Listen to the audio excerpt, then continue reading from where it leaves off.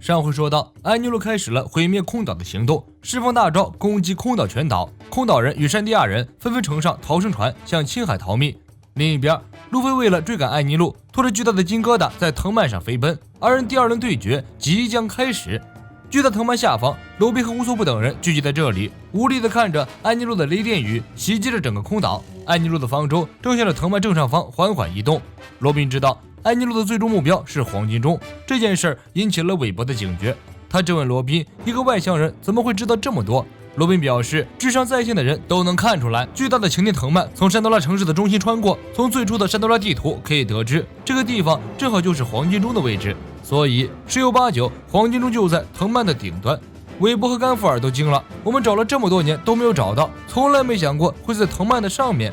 韦伯决定拼上最后一点力气，爬上巨大藤蔓，将祖上传下来的黄金钟给争夺回来。但还没等行动，就开始吐血。乌索普看到上空有巨大黑影砸下来，急忙呼唤众人躲开。原来是浮在空中的艾尼路发现了顺着藤蔓追上去的路飞，动手折断藤蔓，把路飞给摔了下来。路飞紧紧抓住一棵树杈不放，艾尼路浮在空中俯视下方，大声嘲讽路飞。路飞很愤怒，你是欺负我不会飞，有种你就下来，我们比试比试。安妮路懒得理会路飞，化成闪电进入到空中的雷云中。路飞在树杈上晃悠半天，成功的掉了下来。一路赶来追的娜美正好赶到，催促路飞赶快撤离，此地不宜久留了。这时天空中的雷云发生了变化，平铺在空中的黑色雷云卷成了球状，如同小行星一般，慢慢向空岛靠近。接受制裁吧，你们这些凡人！安妮路哈哈大笑，球状雷云慢慢落在空岛，接着爆发出无限能量。那震撼恐怖的景象，核弹爆炸也不过如此。只需一枚，人们生活的空岛岛云就化成了灰烬，就连附近的海云也被炸碎。白白海上出现了一个如同恶魔之眼一样的深渊。好在大多数人都乘船逃到了白白海上，躲过了这一劫。娜美都看呆了，这种力量简直就是噩梦。她劝说路飞随自己逃出去，但路飞却站在原地一动不动。我还有别的事情，在这藤蔓上面还有黄金钟。一向视线如命的娜美此刻也无法站在路飞这一边，和黄金钟比起来，应该是命比较珍贵吧。人生最大的悲哀就是人死了，钱没花完，而且路飞的手上已经套着一个黄金疙瘩了，再拼命去抢黄金钟没有任何意义。路飞斩钉截铁地说道，不，一定要找到黄金钟，你也看到了吧，空岛是存在的，栗子头大叔没有骗人，所以我要奏响黄金钟，告诉下面的大叔们，黄金箱就在天上，只要敲响了黄金钟，他们一定就能听见，否则的话，大叔至死都会不断的下海寻找，一辈子寻找那个没有结果的地方。大钟的声音一定要传遍世界，我怎么可能让艾尼路抢走？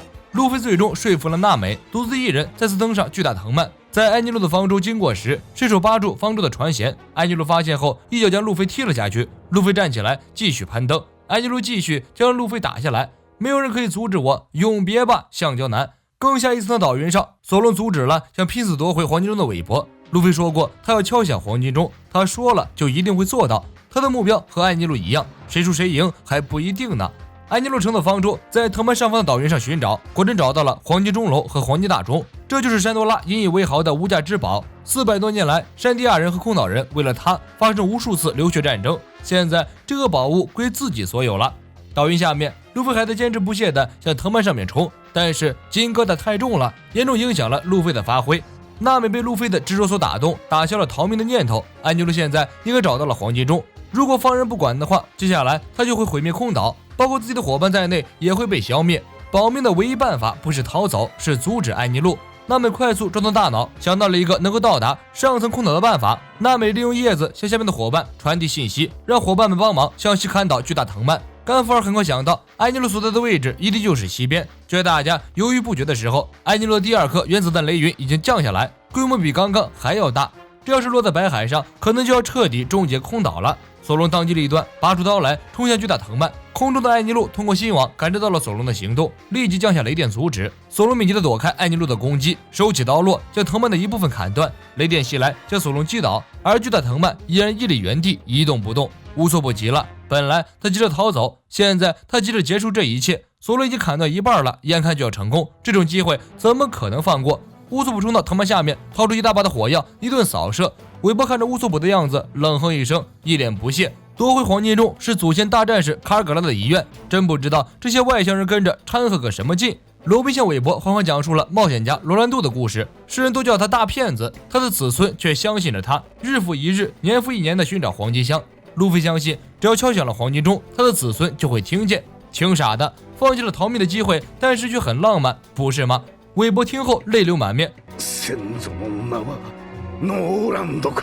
奇迹出现了，本来被艾尼路烤焦的巨蛇爬起身来，一头撞在了藤蔓上。韦伯拉开乌索普，跳到了藤蔓上面。卡尔格拉，你挚友的子孙，听说到现在还在等待黄金钟的钟声，真是一群有耐心的家伙。韦伯双手摁在藤蔓上，使出最后一次排击背，强烈的冲击力射穿了藤蔓，韦伯也因此彻底失去了行动力。藤蔓向西面的方向倒塌，纳美和路飞看准机会跳上威霸，油门一响飞上藤蔓。艾尼路大招 CD 时间结束，一招万雷降下雷雨，纳美本能的迟疑了一下，路飞大喊不要减速，我要把那个东西打回去。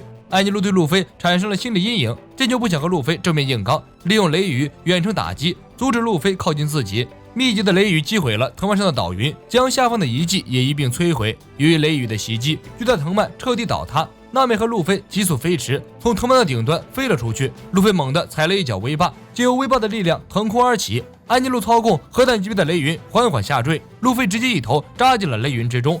娜美惊呼：这种级别的雷云，路飞跳进去根本做不了什么。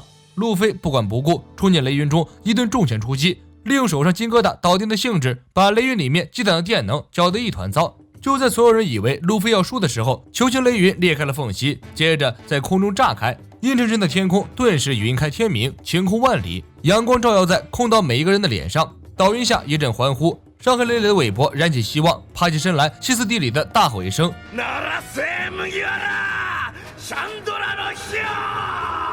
艾尼路一看路飞那张脸，就气不打一处：你这青海的猴子，好大的胆！路飞把手上的金疙瘩甩出好远，今天就让你尝尝来自青海的霸王拳！艾尼路全身缠绕电击，化身雷神形态。你这个超人系的小垃圾，本大爷的自然系轻松虐你！年轻人不要太嚣张！路飞怒吼：年轻人不嚣张，还叫年轻人吗？干就完了，少说那些没用的废话！